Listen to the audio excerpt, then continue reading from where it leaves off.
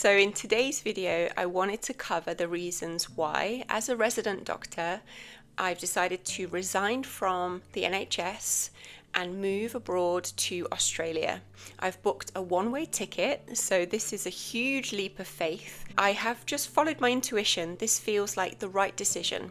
So most junior doctors, when making the decision to move to Australia, will talk about things like work-life balance, better pay, better working conditions, more time off to travel, and many other reasons that you will most likely see on other YouTube videos or on Reddit, lots of different forums. Today's video is going to be different. I want to tell you exactly why I decided to move to Australia as a 42-year-old single lady, and these reasons are very different to what you might expect. So if you're new, very warm welcome. My name's Becs. I'm a non-traditional F1 medic working in the NHS as a doctor, and I make videos about mindset, my life as an F1. I've also made lots of videos about my time at medical school, how I got into medical school at the age of 37.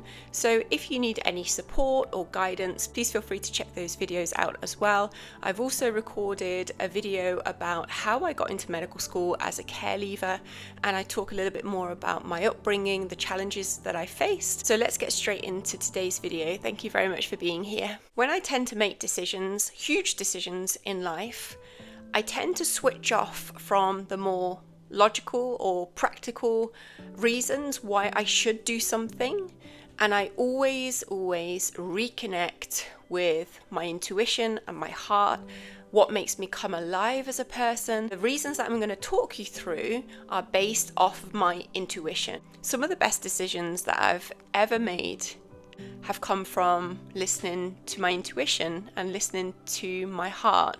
Some of the worst decisions that I've ever made have come from logic, ego. I should do this because this is just what society expects of me. If I look back on my life, any time that I've just reconnected to my true authentic self and I've let go of fear and the conditioning that I've picked up over the last 42 years from my childhood and friendships and people that I've encountered, social media, and if I just reconnect and spend that time really being in silence, going out in nature, then I can make really good decisions that are coming from, in my opinion, just the best place to make decisions from. So the first reason why I decided to move to Australia, bearing in mind that I've already lived there many years ago in my 20s, is to recreate the childhood that I never got to have. And that might sound quite dramatic to many people, but let me explain. When I was 14 years old, I was taken into care and I lived in various children's homes until I reached the age of 18. When I came out of care at 18, I had not had the opportunity to have a normal childhood, understandably so, because, it was a very traumatic time. And from that point onwards, I went out in the world with pretty much my nervous system on fire, in survival mode, always looking for safety. And throughout the years, I've learned to kind of calm myself down, tell myself that I'm safe, give myself the love that perhaps some family members weren't able to give to me. But I missed out on a lot. I didn't get the opportunity to do all of the things that normal teenagers do. Go out on bike rides with my dad, for example, or go to swimming lessons, play tennis. So if I could recreate as an adult the childhood that I wish I would have had, what would that look like? And as soon as I reconnect with that, I get so excited, and I truly believe that we are able to connect with our inner child every single day. And when we are able to do that, and this might sound really airy-fairy, especially coming from a doctor, but I truly believe that when we tap into our inner child and we have a conversation and we say, what do you need? Think about yourself as a 5-year-old or a 6-year-old.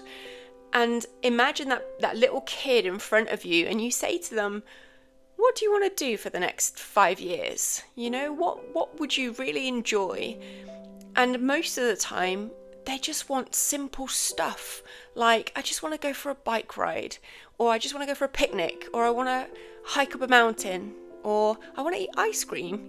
That's typically what my inner child says. I just want to eat ice cream. When I picture that childhood, it really is about being in nature, being amongst animals, koalas, kangaroos, quackers, riding a bike, just reconnecting with painting, being creative.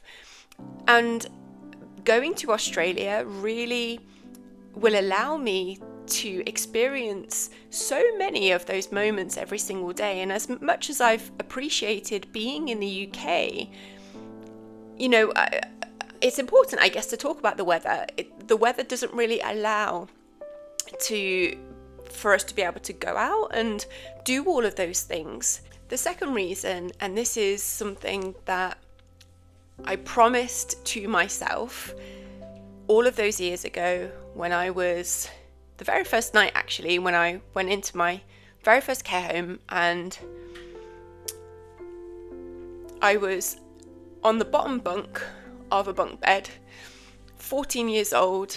I'd just been removed from the house, and I thought, if I get out of this situation, because I didn't know what the future held at that point, it was so chaotic and traumatic, but I thought to myself, if I manage to get out of this situation, then one day I would want to be a carer or a mum to somebody who has been put in this situation, to let them know that they are not worthless, because that's how I felt at the time, right? I felt like I'd been rejected, just put in this care home like I was absolutely worthless. And I think if at the time I would have had, a foster family, or perhaps somebody who was willing to adopt me, it would have changed my life at a younger age. But instead of that, I had to come out of care at 18, and then for the next 10 to 15 years, figure out what the hell had happened, go through many, many years of healing and, becoming the person that I am now. But I think there is such an opportunity in the world to look after children, whether that be, babies, toddlers, infants, teenagers that don't have a loving family. And I would want to do that in a place like Australia, because, again, coming back to my first point, I think the quality of life that you can offer a child in Australia is superior to what you can offer here in the UK. And I think it does come down to money, doesn't it? Because here in the UK, if it's raining and you want to take your kids to the cinema, it costs money. If you want to take them to the zoo, it costs money. If you want to take them anywhere, you have to pay. And I'm not saying that I mind paying any amount of money, that's not the issue. But when you live somewhere like Australia and you can, go down to the beach and it's completely free. You can take them to the park and it's completely free. You can make a picnic and it's free. And I think it's teaching children that you don't have to spend loads and loads of money to be able to have a decent quality of life, that you can be out in nature, which is actually really good for your mental health and physical health as well, and just do lots of free things. And I think it just creates this new level of appreciation for free things in life, as opposed to constantly, spending lots of money to entertain ourselves, because there's not really much to do in this country if the weather is not great, which is, let's be honest, a lot of the time. Reason number 3 is for my own mental health and physical health.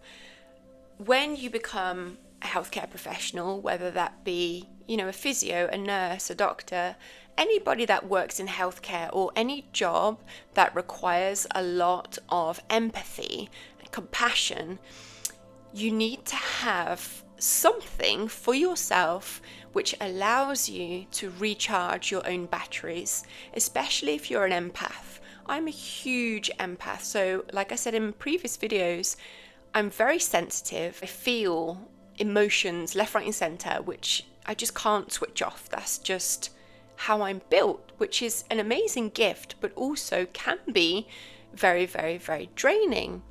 So what I find in the UK, and you have to bear in mind that I have lived in many different countries before. So I've lived in Australia, I've lived in Dubai, I've lived in Germany, France, many countries.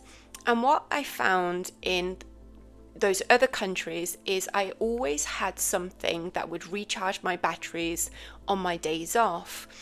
And in the UK, the only things that I tend to do to recharge my batteries are go to the gym and watch TV, because again, I can't really find anything that recharges my batteries that doesn't cost lots of money or that doesn't involve going out in the rain. And actually, I would just rather stay in my flat or travel to see some friends. Again, in Australia, when I have previously lived there, there is something just so beautiful about getting up in the morning and, going down to a park in the sun with a coffee, reading a book. And that is enough for me.